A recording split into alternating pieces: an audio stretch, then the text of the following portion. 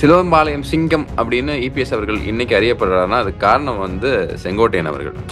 Madam Jayalalithaa அவர்களோட மறைவுக்கு அப்புறம் அதே போர்ட்போலியோ திரு செங்கோட்டையன் அவர்களுக்கு இபிஎஸ் அவர்கள் கொடுத்துறாங்க. செங்கோட்டையன் அவர்களோட தொகுதி அது டெஃபினட்டா வந்துட்டு அடிக்க முடியும். அப்ப விஜய் ஒண்ணு, இவர் ஒண்ணு. பெட்டிங் த பிக் நம்பர்னு சொல்லுவாங்க பாத்தீங்களா, அவர் என்டையர் பொலிட்டிக்கல் கேரியரே இந்த மூவ்ல பெட் பண்ணிருக்காங்க. ஏன்னா இதோட லாஸ்ட் மூவ். மனிதனைய ஒரு உதய நாள், மனிதனைய உதய நாள் சொல்லி சொல்லி சொல்லி சொல்லி என்ன ஆகும், 20 வருஷம் வரமுன்னு எதுக்கடா இந்த பேர் வச்சிருக்காங்க. அப்புறம் இவங்களே ஒரு கட்டுக்கதை வைக்க வேண்டியதான். இல்ல பாத்தீங்க அப்படின்னா வேடிக்கையான கூத்து என்னன்னா, பெரிய கருப்பன் உட்காந்து எல்லாம் லேடிஸ் எல்லாம் வச்சு குத்து டான்ஸ் போட்டிருக்காங்க. இது பாக்குறதுக்கு ரொம்ப கேவலமா இருக்கு.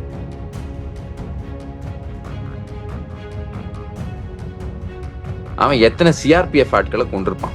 பிளடி ராஸ்கல், அவனுக்கெல்லாம் குடும்பம் இல்லை. யாரோட குடும்பம் பாதிக்கப்பட்டிருக்கு? இது ஏன் இம்பார்ட்டன்ட்? ஏன் வந்து சைனா உடனே மிரளுது? சைனா என்னெல்லாம் அதுக்கப்புறம் பண்ணிருக்கு அப்படிங்கறத நான் உங்களுக்கு சொல்றேன். ஏன் இவங்க மிரள்றாங்க அப்படிங்கறதையும் நீங்க கொஞ்சம் புரியணும். இளைய பாரத நேயர்களுக்கு வணக்கம். இன்னைக்கு நம்ம நேர்காணல நம்ம சிறப்பு விருந்தினர் இளைய பாரதத்தின் நிறுவனரான கார்த்திக் கோபிநாத் சார் அவர்கள் தான். வணக்கம்ண்ணா. வணக்கம் ஜாண்டி, எப்படி இருக்கீங்க? நல்லா இருக்கோண்ணே. என்னன்னு நீங்க இப்ப திடீர்னு வந்து இப்ப இன்னைக்கு 2 விஷயம் பார்க்கப்படுதுங்கண்ணே. ஒண்ணு மிகப்பெரிய விஷயமா பார்த்தோம் அப்படின்னா, செங்கோட்டையன் அவர்கள் வந்து திடீர்னு தாவேக்கல போய் இணைஞ்சிருக்காரு. சரிங்களா? இது வந்து மிகப்பெரிய பின்னடைவா பார்க்கப்படுமா அதிமுகவுக்கு? எலெக்ஷன்ல ஏதாவது மாறுதல்கள் ஏற்படுமா? அதாவதுங்க, பிராக்டிக்கலா ஒண்ணு இருக்கு, சிம்பாலிக்கலா ஒண்ணு இருக்கு. இது ரெண்டுத்துக்கும் ஒரு இந்த மூவ்ல என்னெல்லாம் சிம்பாலிக்கா இருக்கு, என்ன பிராக்டிக்கலா இருக்கு அப்படிங்கறத நம்ம பார்ப்போம். ஃபர்ஸ்ட் இதுல இருக்கக்கூடிய ஐரனியை நம்ம அப்ரிஷியேட் பண்ணணும்.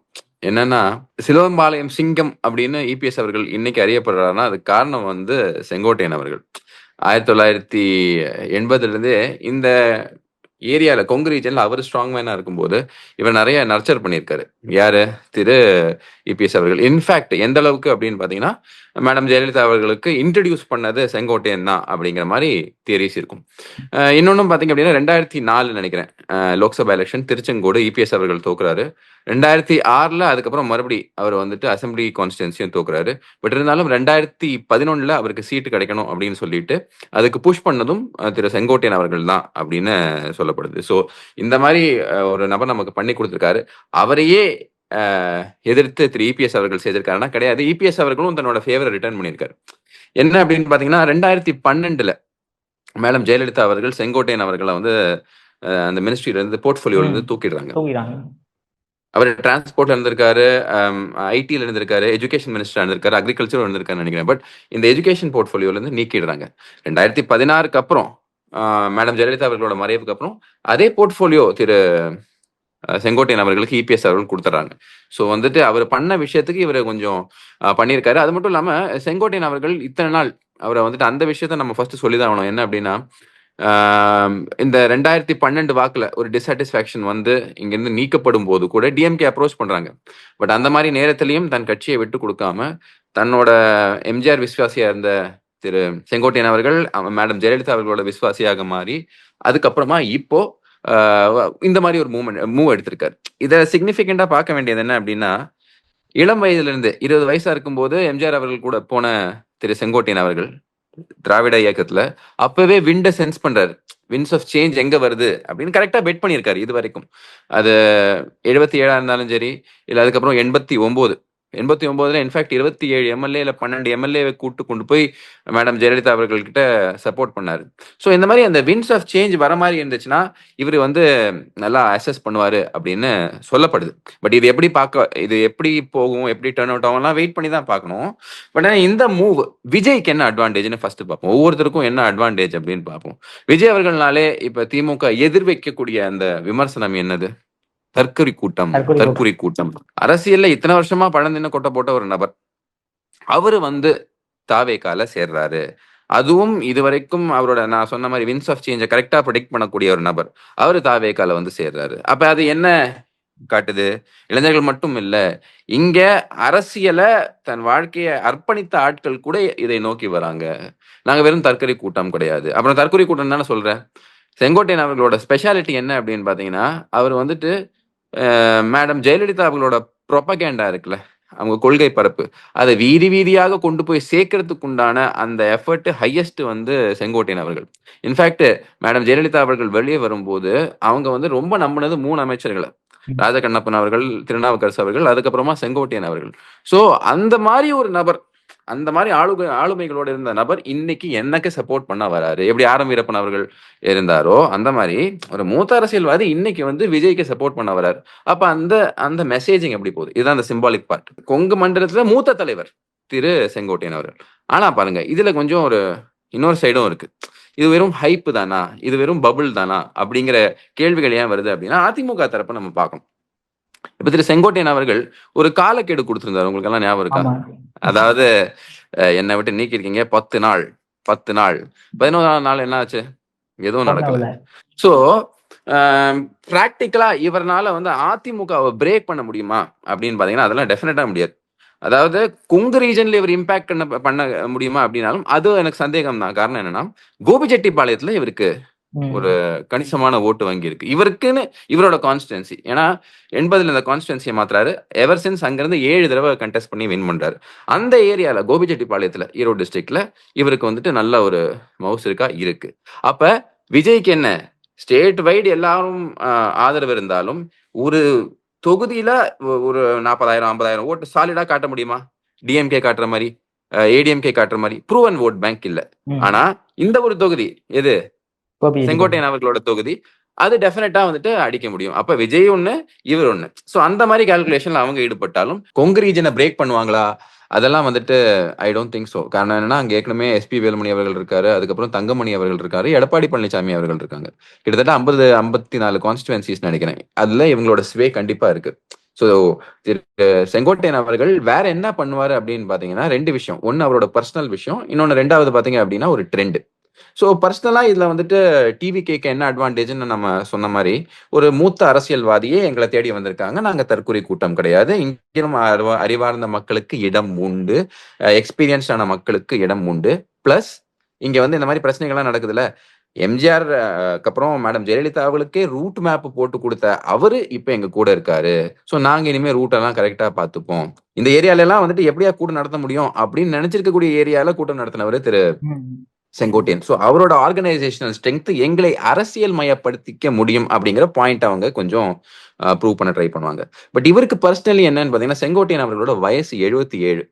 ஸோ அவர் வந்துட்டு இந்த நேரத்தில் வந்து he has to score a political point. இல்லைன்னா இர்ரிலவன்ஸ்குள்ள போயிடுவாரு. அவர் எதுக்கு இருக்காரு அப்படின்னு தெரியாம ஆயிடும். ஸோ அதனால ஓபிஎஸ் அவர்கள் மாதிரி இங்க இல்ல அங்க இல்ல அங்க இல்ல அப்படிங்கிற ஒரு சுச்சுவேஷன் வராம ஒரு ஸ்டாண்ட் எடுக்கிறார்.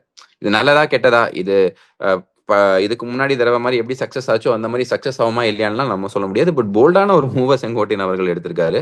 ஏன்னா இந்த கூட்டம் இது எப்படி வரப்போகுது, இது ஓட்டு எப்படி மாறப்போகுதுன்னு எதுவும் தெரியாது. பட் அவரோட என்டையர் பொலிட்டிக்கல் கெரியரோட அந்த என்ன சொல்றது, பெட்டிங் த பிக் நம்பர்னு சொல்லுவாங்க பாத்தீங்களா, அவர் என்டையர் பொலிட்டிக்கல் கெரியரே இந்த மூவ்ல பெட் பண்ணிருக்காரு. ஏன்னா இதோட லாஸ்ட் மூவ். இதுக்கப்புறம் வந்துட்டு அவருக்கு it doesn't have a long way to go. But ஆனா அதை விஜய் மேல அவர் பெட் பண்ணிருக்காரு. ஸோ பர்சனலா அவர் வந்து இபிஎஸ் அவர்களுக்கு ஒரு விஷயத்த சொல்றாரு. ஒண்ணு நீங்க ஜெயிக்கிறீங்க, இல்ல நாங்க ஜெயிக்கணும்.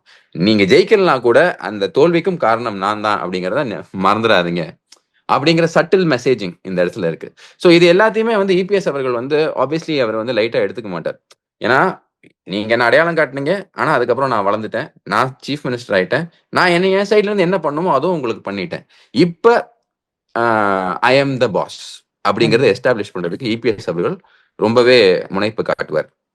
ஆனா இது எல்லாமே நீங்க பார்க்கும்போது ஒரு கேள்வி கேட்பாங்க, சார் பிஜேபி இம்ப்ளான்ட் பண்ணிருச்சு சார் திரு செங்கோட்டையன் அவர்களை பிஜேபி கொண்டு போய்.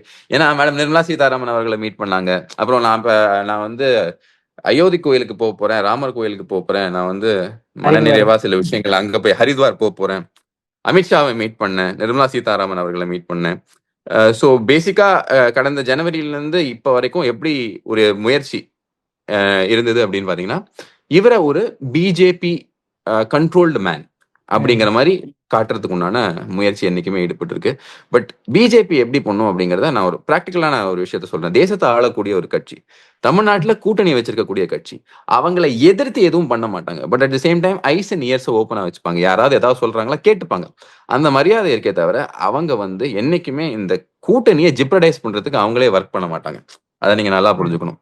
சோ இங்க இந்த பர்டிகுலர் சிச்சுவேஷன்ல எடப்பாடி பழனிசாமி அவர்களுக்கு தான் முக்கியத்துவம் பாஜக ஹைகமாண்ட் கொடுத்திருக்கு. எடப்பாடி பழனிசாமி அவர்களோட தலைமையில தான் இங்க கூட்டணி இருக்கும் அப்படிங்கிற விஷயத்தையும் அவங்க சொல்லியிருக்காங்க. சோ இவருக்கு போக இடம் இல்லை, எந்த இடத்துக்கும் ஒரு போக ஆப்ஷன்ஸ் எல்லாமே க்ளோஸ்டு. ஒண்ணு அவர் சைலண்டா இருந்து கடைசி வரையும் அதிமுக விசுவாசியாகவே இருக்கணும், இல்ல அதிமுக விசுவாசியா இருந்தேன், என்னையே இப்படி பண்ண வச்சுட்டாங்க, அதுக்காக நான் இந்த விஷயத்த செய்யறேன் அப்படின்னு அவர் வந்து he could move towards Vijay. So அந்த செகண்ட் ஆப்ஷனை எடுத்திருக்காரு. ஸோ இதுல பாத்தீங்க அப்படின்னா விஜய் எப்பவுமே புரட்சி தலைவரோட பேர் எடுக்கக்கூடிய ஒரு நபர். காரணம் என்னன்னா அதே லைன்ல போனோம்னு அவர் ஆசைப்படுறாரு. நடக்குமா இல்லையாங்கிறதுலாம் நமக்கு தெரியாது. பட் அந்த லைன்ல போற அப்ப இவர் போய் அங்க சேரும்போது பாருங்க, புரட்சி தலைவர் கூட இருந்தவர் என் கூடவும் இருக்காரு, பாத்தீங்களா என்ன ஒரு பிளெஸிங் அப்படிங்கிற மெசேஜிங்கெல்லாம் ரொம்ப யூஸ்ஃபுல்லா இருக்கும். அப்புறமா இதுக்கு அப்புறமா ஓகே இவரை எப்படி நடத்துறாங்க, இவருக்கு என்ன கொடுக்கப்பட்டிருக்கு, அந்த பொறுப்பை இவரால் செய்யறதுக்கு ஃப்ரீடம் இருக்கா. ஏன்னா ஒரு சைடு பாத்தீங்க அப்படின்னா புஷி ஆனந்த் இருக்காரு. புஷி ஆனந்த் பாத்தீங்க அப்படின்னா ஆர்கனைசேஷனல் ஏன் ஆர்கனைசேஷனல் மேன். ஏன் அதை நான் சொல்றேன்னா, யாரெல்லாம் ரசிக மன்ற காலத்துல இருந்தாங்க, யாரெல்லாம் வந்துட்டு போக்கிரி படத்துக்கு அப்புறம் ஜாயின் பண்ணாங்க, யாரெல்லாம் வந்து அவரோட ஃபர்ஸ்ட் படம் ஏதாவது படம் பேர் சொல்ல, இந்த ஊட்டி மலை பியூட்டி பாடுன்னு அந்த படத்துக்கு காலத்துல இருந்து யார் இருக்காங்க, அப்ப பழைய ரசிகர் யாரு, புது ரசிகர் யாரு, யாரு இங்க வந்துட்டு எதுக்காக சேர்க்கப்பட்டிருக்காங்க அப்படின்னு ஆர்கனைசேஷனை பத்தி ஃபுல்லா தெரியக்கூடிய நபர் அவர். இப்ப வந்துட்டு திரு செங்கோட்டையன் அவர்கள் வந்துட்டு இதுக்கு பொலிட்டிக்கல் கலர் கொடுத்து பொலிட்டிசைஸ் பண்றதுக்கு உண்டான ஒரு வெப்பனா இருக்கலாம் அப்படின்னு விஜய் நினைச்சிருப்பாரு. பட் டைம் இல்ல. இந்த மூவ்ஸ் எல்லாம் இப்ப பண்றாங்க, மெசேஜிங்க்கு சிம்பாலிசம்க்கு நல்லது, கிரவுண்ட்ல இம்ப்ளிமெண்ட் பண்றது கஷ்டம். ஏன்னா இந்த கூட்டம், இந்த ரசிகர் பட்டாளம்ங்கிறது கொஞ்சம் வித்தியாசமான இவங்களை இவ்வளவு சீக்கிரம் இவ்வளவு இந்த எலெக்ஷனுக்குள்ள அரசியல் மயப்படுத்த முடியுமா அப்படின்னா அது ஒரு சேலஞ்சிங்கான விஷயம் தான். இன்டென்ட் இருக்கு, பட் ப்ராபபிலிட்டிஸ், அதுக்கு கிரவுண்ட்ல எவ்வளவு ப்ராபபிலிட்டிஸ் இருக்குங்கிறது திரு செங்கோட்டையன் அவர்களோட வயசையும் கன்சிடர் பண்ணி, அவங்க மேடம் ஜெயலலிதாக்கு ஒர்க் பண்ணும்போது அவங்களோட வயசு வேற, புரட்சி தலைவருக்கு ஒர்க் பண்ணும்போது அந்த வயசு வேற, இப்போ அவரோட வயசையும் கன்சிடர் பண்ணணும். ஸோ இது எல்லாமே ஒரு கிராண்ட் மெசேஜிங் பேட்டர்ன். இதை தாண்டி அதுக்கப்புறம் நிறைய பேர் வரலாம், இந்த மாதிரி இண்டிவிஜுவலாக சீட்ஸ் ஆட் ஆகிக்கிட்டே இருக்கலாம். இந்த படம் ரிலீஸ் ஆகிறதுக்கு முன்னாடியே ப்ரீ சேல்ஸ்ன்னு சொல்லுவாங்க பாத்தீங்களா. ஸோ இந்த சீட்டு இங்க எல்லா ஸ்ட்ராங் மேனும் இங்க வந்து சேர்றதுக்கு உண்டான ஒரு முயற்சி இந்த சைடு. பொலிட்டிக்கலி இது இப்படிதான் பார்க்கணும். பட் ஏடிஎம்கே இதை வந்துட்டு அவ்வளவு லைட்டா எடுத்துக்காது. பட் அவங்க வந்துட்டு இதை வந்துட்டு இதனால பாக் டவுன் ஆக போறது இல்லை. ஏன்னா எத்தனையோ பேர் போயிருக்காங்க, ஓபிஎஸ் அவர்கள் போயிருக்காரு, மருதார்கள் அரசு போயிருக்காரு, அவ்வளோ ஃபினாமினல் ஸ்பீக்கர் அவர். அப்புறம் வந்து டிடிவி அவர்கள் கூட இல்லை, சசிகலா அவர்கள் கூட இல்லை. இதெல்லாம் வந்து ஏடிஎம்கேல இருந்து போகக்கூடிய ஃபோர்ஸஸ், உள்ள வரக்கூடிய ஃபோர்ஸஸ் யாரு. அப்ப இனிமே அவங்க அந்த கிராண்ட் அலையன்ஸை பில்ட் பண்றதுக்கு பிஜேபி அல்லாத மற்ற விஷயங்கள் எல்லாத்தையுமே இனிமே பண்ணணும். ஏன்னா இதுக்கப்புறம் டைம் கிடையாது. ஸோ அவங்க அதை இறங்குவாங்க, இதெல்லாம் வந்துட்டு பாக் டவுன் ஆக மாட்டாங்கிறது என்னோட கருத்தா இருக்கு. ஆல்சோ ஒன் மோர் திங் என்ன அப்படின்னா, இந்த பிஜேபி பி டீமா அப்படின்னு நீங்க பாக்குறீங்களா, பிஜேபி பி டீமா இன்னொரு கேள்வியும் கேட்பாங்க, டிஎம்கே பி டீமா அப்படிங்கிற கேள்வியும் இங்க வருது. பாருங்க, ஏன் இது டிஎம்கே பி டீமா இருக்கிறதுக்கு வாய்ப்புகள் இருக்கு அப்படின்னு நீங்க யோசிச்சு பார்க்கணும். டிஎம்கேல டைரக்டா அவர் போய் சேர முடியாது. இத்தனை வருஷம் அரசியல் பண்ணதுக்கு கம்ப்ளீட் வேஸ்ட் ஆயிடும். சேர்ந்திருக்கலாம் ஒரு 60களில், அவரோட 60 வயசு இருக்கும்போது அவர் போய் சேர்ந்திருக்கலாம், ஒரு ராஜகண்ணப்பன் அவர்கள் மாதிரி, அப்புறம் இல்ல நம்ம அறமில்லாத்துறை அமைச்சர் மாதிரி அவருக்கு ஃபியூச்சர் இருக்கும். பட் இப்ப அவரோட அதெல்லாம் தாண்டியாச்சு, ஒரு பீஷ்ம பிதாமகர் ஸ்டேஜ்ல இருக்காரு. ஸோ டைரக்டா அவர் பண்ண முடியாது. பட் எடப்பாடிக்கு அகேன்ஸ்டாவும் அவர் செயல்பட்டாகணும். அப்படி இருக்க காரணத்தினால டிஎம்கே ஏன் அவர் எப்படி புஷ் பண்ணியிருக்க கூடாது. ஏன்னா இவரு டிவிகே கூட போனா டிவிகே ஏடிஎம்கே அலையன்ஸோட சான்சஸ் ஆர் கோயிங் டவுன். புரியுதுங்களா? எக்காரணத்துக்கு கொண்டும் ஏடிஎம்கேயோட அலையன்சஸ்க்கு டிவிகே இவரை வச்சுட்டு பேச்சுவார்த்தை நடத்த முடியாது. உங்களுக்கு புரியுதா? சோ அதனால அந்த சான்சஸும் போகுது. அது யாருக்கு ஹெல்ப்ஃபுல்லா இருக்கும்? டிஎம்கேக்கு தான் ஹெல்ப்ஃபுல்லா இருக்கும். ஸோ இது ஏன் டிஎம்கேயோட செயலா இருக்கக்கூடாது? இந்த கேள்வியும் எழுது. ஸோ ப்ராக்டிகலி இப்ப பேசும்போது, அரசியல் வட்டாரங்குள்ள பேசும்போது டிஎம்கேயோட பி பிளானா இருக்கலாம், பிளான் பியா இருக்கலாம், இல்ல பிஜேபியோட பிளான் பியா இருக்கலாம், இதெல்லாம் பேசிக்கலாம். பட் நம்ம சொல்லக்கூடிய இந்த விஷயங்கள்லாம் எப்படி டிஃப்ரெண்ட் லெவல் இது அஃபெக்ட் ஆகும் அப்படிங்கறத நம்ம சொல்லிட்டோம். ஆனா இதுக்குள்ள யாரு இருக்கா இதுக்கு பின்னாடி அப்படிங்கறதெல்லாம் திரு செங்கோட்டையன் அவர்கள் தான் சொல்லும், இல்ல காலம் பதில் சொல்லும். ஓகே. நான் அதே மாதிரி இன்னைக்கு இன்னொரு முக்கியமான விஷயமா என்ன பார்க்கப்படுது அப்படின்னு பாத்தீங்கன்னா, உதயநிதியோட பிறந்தநாள், 49வது பிறந்த நாள் வந்து மனிதநேய உதய நாள் அப்படின்ற மாதிரி செலிப்ரேட் எல்லாம் பண்றாங்களே, அது எப்படி பாக்குறீங்க நீங்க? அதாவதுங்க, இன்னைக்கு என்னோட நட்சத்திர பிறந்த நாளும், நம்ம நம்பிக்கை எப்படி நட்சத்திரம் தானே கொண்டாடுவாங்க. ஸோ பாருங்க, கரெக்டா உதய் அண்ணனோட பிறந்தநாள் அன்னைக்கு வந்திருக்கு. எதிரும் புதிருமாக நம்மளோட ஐடியாலஜிஸ் இருந்தாலும் ஒரு விதத்துல இவங்க பண்றதெல்லாம் ரொம்ப கிளியர் மெனுவரிங். என்ன நாள் சொன்னீங்க? பேர் என்ன சொன்னீங்க? இதுக்கு மனிதநேய உதய நாள். ஓகே, மனிதநேய உதய நாள். ஓகேங்களா? ஸோ இது வந்து எப்படின்னா, அவரை வந்துட்டு ஃபியூச்சரோட பிராண்டிங், அவரோட ஃபியூச்சர் பிராண்டிங்க்கு உண்டான விஷயங்களை இப்பத்துல இருந்தே ஸ்டார்ட் பண்ணிட்டாங்க. எது இதுக்கு பண்ணப்படுது? மனிதநேயம்னா அவங்களுக்கு சோஷியல் ஜஸ்டிஸ், அதுக்கப்புறமா சமத்துவம், அதுக்கப்புறம் வந்து எல்லோருக்கும் எல்லாம் அப்படிங்கிற கான்செப்ட்ஸ் எல்லாத்தையும் கொண்டு வரலாம். இப்போ ஒரு 20 வருஷம் டவுன் த லைன் இதை திருப்பி சொல்லி சொல்லி சொல்லி மனிதநேய ஒரு ஒரு உதய நாள், மனிதநேய உதய நாள் சொல்லி சொல்லி சொல்லி சொல்லி என்ன ஆகும்? 20 வருஷம் வரமுன்னு எதுக்குடா இந்த பேர் வச்சிருக்காங்க? அப்புறம் இவங்களே ஒரு கட்டுக்கதை வைக்க வேண்டியதான். இந்த யுனெஸ்கோல வந்துட்டு பெரியாருக்கு விருது கொடுத்தோம் அப்படின்னு சொல்லுவாங்க பார்த்தீங்களா? அந்த மாதிரி அவர் இருக்கும்போது தெரியுமா, போகும்போது மேல் பாக்கெட்ல ஒரு 20,000 ரூபா, கீழ் பாக்கெட்ல ஒரு 20,000 ரூபா எடுத்துட்டு போவாருங்க. போகும்போது எல்லாருக்கும் அப்படியே கொடுத்துட்டு தான் திருப்பி வருவாரு. அதனாலதான் அப்படின்னு இவங்களே கட்டுக்கதை எடுத்தா. ஸோ இதுக்கு பேர் என்னன்னா, இட்ஸ் கால்ட் பிராண்டிங். இந்த பிராண்டிங் வரைக்கும் ரொம்ப அற்புதமா திமுக பண்ணுது. So it's an art. அதுக்கு என்டையர் பொலிட்டிக்கல் ஸ்பெக்ட்ரமும் அவங்களுக்கு சப்போர்ட் பண்ணுது. ஏன்னா உதய் தான் நெக்ஸ்ட் இன் கமாண்ட் அப்படின்னு தெரியும். ஸோ அந்த பொசிஷன் யார் க்ளோஸா இருக்காங்க, யாரெல்லாம் ஹெல்ப் பண்ணுவாங்க, அதுவும் நோட் பண்ணப்படும். ஸோ அந்த விஷயத்த எல்லாத்தையும் கிளியரா பார்த்து பொலிட்டிக்கல் பிராண்டிங் ஆரம்பிச்சிருக்காங்க. இதை வந்து மற்ற கட்சிகளும் பண்ணணும். நாட் நெசசரிலி டைனாஸ்டிக் வேல, பட் மற்ற கட்சிகளும் அது பண்ணணும். பட் இந்த செட்டப்ல இதை வந்து ஒரு பிரில்லியன்ட் மூவா தான் நான் பார்க்குறேன். பட் இது சக்சஸ்ஃபுல்லா இருக்குமா அப்படின்னு பார்த்தீங்கன்னா, அகெயின் அதெல்லாம் மக்கள் சந்திப்பு. மக்களுக்கு நீங்க எவ்வளவு பண்ணீங்க? இந்த பிராண்டிங் எல்லாம் உங்களை காப்பாத்தும். கொஞ்ச நாளைக்கு கொஞ்சம் காப்பாத்தும். ஆனா உங்களுக்கு உண்மையிலேயே நீங்க ஷைன் ஆகி ஒரு லீடரா வரணும் அப்படின்னா எஃபர்ட்ஸ். இதெல்லாம் தாண்டி எஃபர்ட்ஸ் இருக்கணும். அது வந்து கிரவுண்ட்ல போய் மக்களை சந்திச்சு மக்களோட அந்த வலி இருக்கு பாத்தீங்களா, அந்த வலி உங்களோட எமோஷனல் டிசிஷன் மேக்கிங்கை அஃபெக்ட் பண்ணக்கூடாது. ஆனா அந்த வலியை புரிஞ்சுக்கிற தன்மை இருக்கும். இப்போ ஒரு சாவுக்கு போறோம்னா அங்க அழுதுட்டு இருக்காங்கன்னா அந்த வலி நமக்கு புரியணும். அதுக்காக அங்க உட்காந்து அழுது ஒப்பாரி வைக்கணும்னு நான் சொல்ல வரல. ஸோ அந்த புரிதல் பிளஸ் இதுக்கு அடுத்து நம்ம என்ன பண்ணுவோம், நம்ம என்ன பண்ணி இத இது இது இந்த இந்த பிரச்சனையிலிருந்து மக்கள்கிட்ட இருந்து விடிவு கொண்டு வருவோம். அப்படி இல்லையா, நமக்கு தெரியலையா, எந்த எக்ஸ்பர்ட்ஸை கன்சல்ட் பண்றது, அதுதான் வந்து மேக்கிங் ஆஃப் லீடர். அதெல்லாம் இவங்க பண்ணாதான் இந்த பிராண்டிங் எல்லாம் ஒர்க் அவுட் ஆகும். இல்லைன்னா இந்த பிராண்டிங்கும் அது அப்பான்னு ஒன்று ட்ரை பண்ணாங்க பாத்தீங்களா, அந்த மாதிரி முடிஞ்சிடும். இல்ல பாத்தீங்க அப்படின்னா வேடிக்கையான கூத்து என்னன்னா, பெரிய கருப்பன் உட்காந்து எல்லாம் லேடிஸ் எல்லாம் வச்சு குத்து டான்ஸ் போட்டிருக்காங்க. இது பாக்குறதுக்கு ரொம்ப கேவலமா இருக்கு. கரெக்டுங்களா? இது எல்லாத்தையும் நம்ம என்னத்த சொல்றதுன்னு தெரியல. இது ஏன் பண்ணப்படுது? இன்னுமா இதுக்கு மக்கள் எல்லாம் வந்து பாக்குறாங்க? முதல்ல ஸ்டேஜ்ல வந்து ஆபாச பேச்சாளர்கள் இந்த மாதிரி இந்த டான்ஸ் எல்லாம் போட விடுவாங்க. பெண்களை அழகு ட்ரெஸ் போட்டு. நான் என்ன சொல்றேன், பெண்கள் என்ன மாதிரி ட்ரெஸ் போடுறாங்க அப்படிங்கிறது அவங்களோட இஷ்டம். அவங்க என்ன மாதிரி டான்ஸ் ஆடுறாங்கிறது அவங்களோட இஷ்டம். பட் உதயநிதி அவர்கள் வர்றதுக்கு முன்னாடி இந்த மாதிரி கொண்டு வந்து ஆட வச்சு உட்கார வச்சு அமைச்சர்கள் உட்கார்ந்து பாக்குறது என்னையா இதெல்லாம் அப்படிங்கிறது என்னோட கேள்வியா இருக்கு. முதல்ல நீங்க மனிதனை எல்லாம் பண்ணணும்னா இதை கொஞ்சம் மாத்துங்க.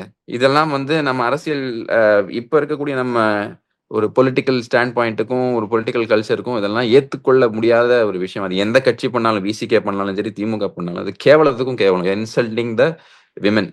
தயவுசெய்து இது பண்ணாதீங்க அப்படிங்கறதான் என்னோட ஒரு கோரிக்கையா இருக்கு. ஆனா அதே மாதிரி இப்போ ஒரு நேஷனல் லெவல்ல இன்டர்நேஷனல் லெவல் நியூஸ் பார்த்து வந்துடுவோம். இப்போ நேஷனல் லெவலில் பார்த்தோம்னா ஒரு 2 டேஸ் முன்னாடி வந்து திடீர்னு வந்து டெல்லியில் வந்து நக்சல்ஸ் எல்லாம் வந்து ப்ரொட்டஸ்ட் பண்ணியிருக்காங்க. அதாவது அது டெல்லி பொல்யூஷனுக்கு எதிர்த்து.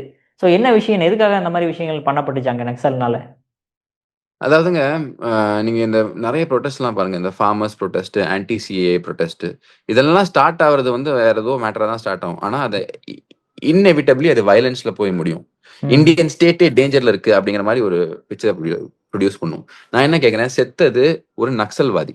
அவன் எத்தனை சிஆர்பிஎஃப் ஆட்களை கொண்டிருப்பான்? Bloody rascal. அவனுக்கெல்லாம் குடும்பம் இல்ல. யாரோட குடும்பம் பாதிக்கப்பட்டிருக்கு? தான் நாட்டுக்கு வேண்டி சேவை செய்யணும்னு போயிருக்கக்கூடிய மக்களோட குடும்பம் பாதிக்கப்படுது. எதுக்கு? உனக்கு ஆப்ஷன் இருக்கு. You are given the option, drop your weapons. அதாவது இந்த ஹிட்மா கொல்லப்படுறதுக்கு முன்னாடி, ஒரு மாசத்துக்கு முன்னாடி திரு அமித்ஷா அவர்கள் ஒரு இடத்துல பேசும்போது ராகுல் கன்வால் அவர்கிட்ட கேள்வி கேட்கிறாரு. சார், இவங்களுக்கு நீங்க ரொம்ப ஸ்ட்ரிக்டா போய்கிட்டு இருக்கீங்களே, இவங்களுக்கெல்லாம் எந்த வாய்ப்பும் இல்லையா? இவங்களை நீங்க கொல்லதான் போறீங்களா? அவங்க வெப்பன்ஸை கீழே போட்டு எங்க கூட மெயின் ஸ்ட்ரீமுக்குள்ள வர சொல்லுங்க. ஏன்னா நிறைய இடத்துல நார்த் ஈஸ்ட்ல சில ஆட்கள்லாம் வரவே மாட்டாங்கன்னு நினைக்கக்கூடிய ஆட்கள்லாம் வந்துட்டு வெப்பன்ஸ் டிராப் பண்ணி உள்ள வந்திருக்காங்க. ஊரே வந்து இன்டகிரேட் ஆயிருக்கு. இன்னைக்கு பாருங்க, இந்த ஹிட்மா கொல்லப்பட்ட ஊர்ல அங்க அங்க இருக்கக்கூடிய அந்த பழங்குடியினர் அவங்க வந்து சிஆர்பிஎஃப் மக்கள் இருக்காங்க பாத்தீங்களா, சிஆர்பிஎஃப் ஜவான்ஸ், அவங்க கிட்ட ஆசீர்வாதம் வாங்குறேன். நல்ல வேலை காப்பாத்திட்டீங்க. ஏன்னா ஒரு ஸ்டேட்டஸ் ஆஃப் ஃபியர்லயே எப்பவுமே நம்ம வாழ்ந்துகிட்டு இருப்போம் அப்படின்னு சொல்லிட்டு. ஸோ நக்சல்வாதி இதெல்லாம் சப்போர்ட் பண்றது எந்த விதத்திலையும் நீங்க ஏற்றுக்கொள்ளவே முடியாது. நக்சல்வாதம் சொல்லுவான், காந்திவாதம் சொல்லுவான். ஸோ இந்த இந்த போராடக்கூடிய கூட்டம் எல்லாம் பாத்தீங்க அப்படின்னா நல்லா புரிஞ்சுக்கணும். உன் ஃபியூச்சரும் பாதிக்கப்படும். ஷர்ஜில் இமாம், உமர் காலித் எல்லாம் உள்ள கழிதுன்னுட்டு இருக்கானுங்க 1 வருஷத்துக்கு மேல. யூஏபிஏ ஆக்ட் இது வந்துட்டு ஃப்ரீடம் ஆஃப் ஸ்பீச்சை வந்து த்ரெட்டன் பண்றதுக்கு சொல்ல. பட் எது கூட நீ நிக்கிற? நக்சல்வாதி கூட நிக்கிறியா? உன் குடும்பம் நாளைக்கு பாதிக்கப்பட்டா என்ன சொல்லுவ? எத்தனை பேர் பாதிக்கப்படுறாங்க? So Naxalism is not an answer. So இதுல நிறைய ஆங்கிள்ஸ் இருக்கு. ஃபாரின் ஃபண்டடா, வெளியில இருந்து வருதா, சைனீஸ் இன்ஃபுளுன்ஸ் யூஸ் பண்றாங்களா அப்படிங்கிற கேள்விகள்லாம் இங்க இருந்தாலும் கூட குழந்தைங்க இந்த மாதிரி கேவலமான விஷயங்கள்லாம் பண்ணும்போது தாய் தகப்பன் நிறுத்தணும். டேய் நீ எதை சப்போர்ட் பண்ற, நக்சல்வாதியை சப்போர்ட் பண்ணிருக்க நீ அப்படிங்கறத சொல்லணும். இதெல்லாம் இனிமே பார்த்து சும்மா இருக்க மாட்டாங்க. தேவையான பெல்ட் ட்ரீட்மெண்ட் அவங்களுக்கு கிடைக்கும் அப்படிங்கறத உறுதிப்பட சொல்ல முடியும். ஸ்டூடெண்ட்ஸ்னா ஒழுங்கா அந்த வேலையை பார்க்கணும். இந்த மாதிரி பொலிட்டிக்கல் ஆக்டிவிசம்ங்கிற பேர்ல தேசத்தை அஃபெக்ட் பண்ணக்கூடிய விஷயங்களை பண்ணக்கூடாது. இதுல பாத்தீங்க அப்படின்னா இந்த ஸ்டூடெண்ட்ஸ் என்ன பண்றாங்கன்னா, நடுவில் சில்லி பவுடரு, அப்புறம் வந்து இந்த பெப்பர் ஸ்ப்ரே, அப்புறம் அந்த பின்ஸ் இதெல்லாம் கொண்டு வந்துருக்காங்க. எதுக்கு இதெல்லாம் கொண்டு வர? சரி, ஒரு பெண்கள் வராங்க சேஃப்டிக்கு அப்படின்னு இருக்கும்போது, நீ இருக்கிறதுலே வந்துட்டு எல்லாரோட கண்பட ஐபால்ஸும் பார்க்கக்கூடியது உன்னதான். கரெக்ட்டுங்களா? எல்லாருமே நீ ப்ரொடெஸ்ட் பண்ற 10 பேர் இருக்கீங்க, எல்லாரும் உன்னதான் பாக்குறாங்க. போலீஸ்ல இருந்து எல்லாரும் இருக்காங்க. போலீஸ்க்கு அகேன்ஸ்டா அடிக்கிறதுக்காக நீ யூஸ் பண்ற? புரியல. இல்ல கூட இருக்கிறவன நம்பாம நீ இந்த பெப்பர் ஸ்ப்ரே எல்லாம் எடுத்து வந்திருக்கியா? என்ன விஷயம்? சோ இதெல்லாம் வந்துட்டு இட்ஸ் நிறைய ஆங்கிள் இருந்து பார்க்கப்படுது. புரியுதுங்களா? எஸ்பெஷலி இப்ப யுஎஸ் சைடுல என்ன பண்ணிருக்காங்க, பங்களாதேஷ்ல என்ன பண்ணிட்டு இருக்கானுங்க, பாகிஸ்தான்ல என்ன நடக்குதுன்னு நமக்கு தெரியும். சைனா அண்ட் ஜப்பானோட ரிலேஷன்ஸும் ரொம்ப மோசமாகுது. சைனா ஜப்பான் ரிலேஷன்ஸ் எப்போ மோசமாகுதோ, சைனா வந்துட்டு மற்ற கண்ட்ரி கூட எப்போ ரிலேஷன்ஸ் மோசமாகுதோ, அது இந்தியா கூடயும் அந்த பிரச்சனையை ஆக்டிவா வச்சிருக்கும். ஸோ அது ஒன் ஆஃப் இட்ஸ் ஸ்ட்ராட்டஜிஸ். இது எப்பவுமே பண்ணிக்கிட்டே இருக்கக்கூடிய ஒரு விஷயம் தான். இப்போ என்ன ஆயிருக்கு அப்படின்னு பாத்தீங்கன்னா, சைனால உங்களுக்கு தெரியும், சைனாக்கும் ஜப்பானுக்கும் பெரிய ஒரு பிரச்சனை ஓடிக்கிட்டு இருக்கு. அதை பத்தியும் நம்ம கொஞ்சம் பார்த்தலாம்னு நினைக்கிறேன். ஓகேண்ணே, அதான் என்ன பிரச்சனை என்ன, ஏதாவது தைவான் சம்பந்தமா ஏதோ ப்ராப்ளம்ஸ் அப்படின்ற மாதிரி பார்க்க முடியுது, என்ன இதுன்றது? சைனா ஜப்பான் இஷ்யூவை பார்க்கறதுக்கு முன்னாடி சைனா இப்ப கீழே என்ன பண்ணிக்கிட்டு இருக்கு அப்படின்னு பாத்தீங்கன்னா, இந்தியாவோட இந்த அருணாச்சல் பிரதேஷ் ஸ்டேபிள்டு விசாஸ் பிரச்சனையை திருப்பி ஆரம்பிக்கிறாங்க. நம்ம சைட்ல இருந்து ஸ்டார்ம் டிமார்க்கே நம்ம அனுப்பிச்சிருக்கோம். இது வந்து ஏத்துக்க முடியாது, Arunachal is an integral part of India அப்படிங்கிற விஷயத்த நாம சொல்லியிருக்கோம். ஸோ அந்த மாதிரி ஒரு மிஸ்chievous வேலையெல்லாம் அது பண்ணிக்கிட்டு இருக்கோம். சவுத் சைனா சீலையும் அது பண்ணுது. இப்ப தாய்வான் கேஸ்ல உங்களுக்கு எல்லாருக்கும் தெரியும், தக்காயிச்சி அப்படிங்கிற ஒரு புது ஜாப்பனீஸ் பிரீமியர் வந்திருக்காங்க. ஷின்சோ அபே, இதுக்கு முன்னாடி சுட்டுக் கொல்லப்படுறாரு பாத்தீங்களா, ஷின்சோ அபே, அவரு வந்துட்டு மென்டர் பண்ண ஒரு விமன். ஸோ அவங்க ஒரு ஸ்டேட்மெண்ட் என்ன விடுறாங்க அப்படின்னு பாத்தீங்கன்னா, இப்போ வந்துட்டு இந்த தாய்வானை நீங்க ஏதாவது அட்டாக் பண்ணீங்க, இல்ல தாய்வானி ஸ்டேட்ல ஏதாவது மிஸ்சீஃப் பண்ணீங்க அப்படின்னா, அது வந்து என்னவா பார்க்கப்படும் அப்படின்னா, எங்களோட சர்வைவல் த்ரெட்டனிங் சிச்சுவேஷன். எதுக்கு இது சொல்லப்படுது அப்படின்னு நான் சொல்றேன். இது எங்களோட சர்வைவல் த்ரெட்டனிங் சிச்சுவேஷனாக பார்க்கப்படும். அப்படின்னா நாங்க கலெக்டிவ் செல்ஃப் டிஃபென்ஸ்ல என்கேஜ் பண்ணுவோம் அப்படின்னு சொல்லியிருக்காங்க. எப்படி? தைவான்ல சைனா ஏதாவது பண்ணுச்சுன்னா எங்களோட சர்வைவலே பாதிக்கக்கூடிய விஷயம். அதனால நாங்க கலெக்டிவ் செல்ஃப் டிஃபென்ஸ்ல பண்ணுவோம். இது ஏன் இம்பார்ட்டன்ட்? ஏன் வந்து சைனா உடனே மிரளுது? சைனா என்னெல்லாம் அதுக்கப்புறம் பண்ணிருக்கு அப்படிங்கறத நான் உங்களுக்கு சொல்றேன். ஏன் இவங்க மிரள்றாங்க அப்படிங்கறதையும் நீங்க கொஞ்சம் புரியணும். ஏன்னா ஜப்பானுக்கு அப்புறம் இந்த செகண்ட் வேர்ல்டு வார்க்கு அப்புறம் அவங்க என்ன பண்ணாங்க அப்படின்னா, நாங்க கான்ஃபிளிக்டை யூஸ் பண்ணி, சண்டையை யூஸ் பண்ணி எந்த ஒரு இன்டர்நேஷனல் ப்ராப்ளத்தையும் தீர்க்க மாட்டோம் அப்படிங்கிற ஒரு முடிவு எடுத்தாங்க. ஏன்னா அவங்க கண்ட்ரி தான் most affected. Japanese were the most brutally affected because of இந்த ஹிரோஷிமா அண்ட் நாகாசாக்கி பாம்பிங். சரிங்களா? அப்ப என்ன எடுக்கிறாங்கன்னா, ஒரு பாசிபிஸ்ட் ஸ்டாண்ட் எடுக்கிறாங்க. அவங்க வந்து சண்டைக்கெல்லாம் போக மாட்டாங்க அப்படின்னு. ஆனா 2015 இது மாத்தப்படுது. என்ன சொல்ல போகுதுன்னா, அந்த டாக்டரின் மாற்றப்பட்டு, அதாவது எங்களோட சர்வைவல் அஃபெக்ட் பண்ற மாதிரி ஒரு சிச்சுவேஷன், யாராவது ஃபர்ஸ்ட் அட்டாக் பண்ணா கூட இல்ல, சர்வைவல் அஃபெக்ட் பண்ற மாதிரி ஒரு தோற்றம் இருந்தாலும் கூட we will engage in collective defense அப்படிங்கிற ஒரு ஸ்டேட்மெண்ட்டை கொடுக்குறாங்க. ஸோ அதை இன்வோக் பண்ற விதமாக இப்ப அந்த ஜாப்பனீஸ் பிரீமியர் பேசியிருக்காங்க. ஸோ சைனா உடனே சும்மா இருக்குமா? சைனா என்ன பண்ணுது அப்படின்னு பாத்தீங்கன்னா, பயங்கரமான பிரச்சனையை போடுது. அதாவது என்ன பண்றாங்க அப்படின்னா, நிறைய ட்ரேடு சைனாவுக்கும் ஜப்பானுக்கும் இருக்கு. ஸோ இந்த ட்ரேடு கிட்டத்தட்ட உங்களுக்கு பாத்தீங்க அப்படின்னா 60% ரேர் எர்த் மெட்டல்ஸ். ஏன்னா ஜப்பான்ல வந்து உங்களுக்கு இந்த காரு அப்புறம் எலக்ட்ரானிக்ஸ் எல்லாம் ரொம்ப ஃபேமஸ். ஸோ அந்த 60% ரேர் எர்த் மெட்டல்ஸ் தேவை பாத்தீங்களா, அந்த ரேர் எர்த் மெட்டல்ஸை வச்சு நான் உங்களுக்கு கொடுக்க மாட்டேன் அப்படிங்கிற விஷயத்த சைனா சொல்லுது. இந்த டாக்டிக்கை யூஸ் பண்ணி தான் யூஎஸ் கிட்ட இருந்து கம்மியான டாரிஃப் வாங்கினாங்க சைனா. ஏன்னா ரேர் எர்த் மெட்டல்ஸ் ரொம்பவே இம்பார்ட்டன்ட். அது மட்டும் இல்லாம மெரைன் சீ ஃபுட் இருக்கு பாத்தீங்களா, marine seafood import export, அது வந்துட்டு சைனாக்கும் ஜப்பானுக்கும் பயங்கர ஜாஸ்தி. ஏன்னா ஜப்பான்ல வந்து ரிசோர்சஸ் எல்லாம் எதுவும் பெருசா கிடையாது, டெக்னிக்கல் நோ-ஹவ் மட்டும் தான் இருக்கு. ஆனா சைனாட்ட வந்து வாஸ்ட் ரிசோர்சஸ் இருக்கு. ஸோ அது எல்லாத்தையும் அவங்க கர்வ் பண்ண ட்ராக்குறாங்க. உள்ளுக்குள்ளேயே அவங்களுக்கு நிறைய பிரச்சனை இருக்கு. யாருக்கு? ஜப்பானுக்கு. இன்ஃபிளேஷன் ஜாஸ்தியா இருக்கு, பாப்புலேஷன் growth கம்மியா இருக்கு. இந்த புது பிரைம் மினிஸ்டர் வந்துட்டு என்ன ஒரு ஸ்டிமுலஸ் கொடுக்கலாம் அப்படின்னு ட்ரை பண்றாங்க. ஆனா பாப்புலேஷன் இல்ல. 2011 இருந்தே இவங்களுக்கு வந்துட்டு ஒரு நெகட்டிவ் பாப்புலேஷன் தான் போய்கிட்டு இருக்கு. பிளஸ் ஏன் அவங்க தாய்வானை டிஃபெண்ட் பண்ணாங்கன்னா, தாய்வான் கிட்ட இருந்து ஜப்பான் 60% ஐடி மெட்டீரியல்ஸ் வாங்குது, 50% வந்து இந்த செமிகண்டக்டர்ஸ் எல்லாம் வாங்குது. இந்த இன்டகிரேட்டட் சர்க்யூட்ஸ் எல்லாம் 60%, 50% வந்து என்ன வாங்குது அப்படின்னு பார்த்தீங்கன்னா செமிகண்டக்டர்ஸ். ஸோ தாய்வானும் அவங்களுக்கு தேவை. பட் சைனா இவ்வளோ ஆர்ம் ட்விஸ்ட் பண்ணதுக்கு அப்புறம் கூட ஜப்பனீஸ் ஒத்துக்கல. அவங்க என்னன்னா, இதுதான் எங்களோட ஸ்டாண்டு அப்படிங்கிற விஷயத்துல உறுதியா இருக்காங்க. அதனாலதான் சைனா என்ன பண்ணுதுன்னா, இந்த ஒரு விஷயத்த ப்ரெஷர் போட்டும் எதுவும் பண்ண முடியாதனால ஜாப்பனீஸ் கிட்ட, யூஎஸ் கிட்ட போகுது, யுஎன் கிட்ட போகுது. இது இன்டர்நேஷனலைஸ் பண்ண ட்ரை பண்ணுது இந்த விஷயத்த. ஸோ இதெல்லாம் வந்து ரொம்பவே ஒரு முக்கியமான விஷயமாக பார்க்கப்படுது. ஏன்னா கிட்டத்தட்ட ஒரு 70 தடவை ஜாப்பனீஸ் ஜெட்ஸ் வந்துட்டு ஸ்கிராம்பிள் பண்ணாங்க. எதுக்கு ஜாப்பனீஸ் ஜெட்ஸை ஸ்கிராம்பிள் பண்ணுவாங்க அப்படின்னு பார்த்தீங்கன்னா, ஏதாவது மூவ்மெண்ட் இருக்கு, ஏதாவது ஒரு ஒரு சைனீஸ் JF-17 வந்துட்டு அந்த சைடு போயிருக்கு, இல்லை ரஷ்யன் ஜெட் அங்கே போயிருக்குன்னா இவங்க ஸ்கிராம்பிள் பண்ணி ரெடியாக இருப்பாங்க, டேக் ஆஃப் பண்ணி ஏதாவது இன்ஹெரண்ட் த்ரெட்டை நியூட்ரலைஸ் பண்ணுறதுக்கு. ஸோ அந்த மாதிரி இந்த சிச்சுவேஷன் ரொம்பவே ஹாட் அண்ட் பாயிலிங்காக இருக்கு. யுக்ரைன் ரஷ்யா மாதிரி இந்த சைடு ஜாப்பனீஸ் அண்ட் சைனீஸும் ரொம்ப சூடாக போயிட்டு இருக்காங்க. இதெல்லாம் இன்டர்நேஷனலி அதுக்குண்டான எஃபெக்ட் இருக்கும் அப்படிங்கிறதுல எந்த மாற்று கருத்தும் இல்லை. அது எப்படி பிளே அவுட் ஆகுதுன்னு நம்ம பார்ப்போம். அற்புதமா விளக்கம் கொடுத்தீங்கண்ணே. உங்க பொன்னான நேரத்தை இளையபாரதனை ஒதுக்குனதுக்கு மிக்க நன்றிண்ணா.